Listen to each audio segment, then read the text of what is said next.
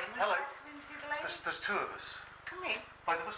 Come in. Yeah. Young lady will speak to you. Okay, thank you. You're right. People say London's expensive, but some things are still amazingly cheap. Sex, for one. A young woman here, who seemed to be from Eastern Europe, is about to offer herself to me and my colleague for almost nothing. It's £20 just for sex and £30 for sex. Okay. Okay, that starts from the price. £20 for sex, that's $30. It's the cost of a couple of bottles of wine from a supermarket or a taxi ride home. She'd have to get through 10 men a day to make ends meet in London. Still, it's only 3 in the afternoon, and at that price, there's no shortage of customers.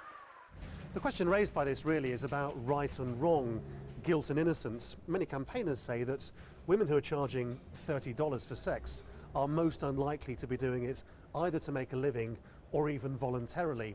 And if they've been trafficked, the question really is whether they're guilty of criminal behaviour or whether in actual fact they're a victim. You'd think that someone might want to find out if the women working here are doing so of their own accord or are being forced into it. Yet a recent and exhaustive study of government and law enforcement in Britain found that from top to bottom there was an abject lack of focus on tackling trafficking. The government has not made this a priority. Legislation is all over the place. There's no accountability, transparency. There is nobody getting up in Westminster every morning thinking, today I've got to fight slavery and trafficking. So it filters down from the very top to the bottom. Alma met a charming man. Some campaigners have tried to approach the problem from the other end. This animation tells the story of two ambitious but bored girls from somewhere in Central Europe who fall into the usual trap of being ensnared by a charming man who offers them a better life in Britain. I'll get you a good job. We'll work and save money, and when we come back, we'll have a big wedding. He then sells them and disappears, leaving them to a life of horror. All they ever hoped for was a better life. The makers have taken this film across 13 countries in Eastern Europe.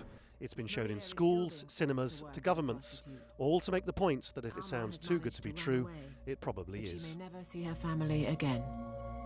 They coerce the girls and they make them believe. And of course, if you yourself, you're a young person and you want to believe that something better is waiting for you in another place, it could be anybody. Senior police officers in London told us they're trying to take a more sensitive approach to people who are actually slaves and deserve sympathy rather than arrest or deportation. What nobody denies is the scale of the problem. Lawrence Lee, Al Jazeera, in London.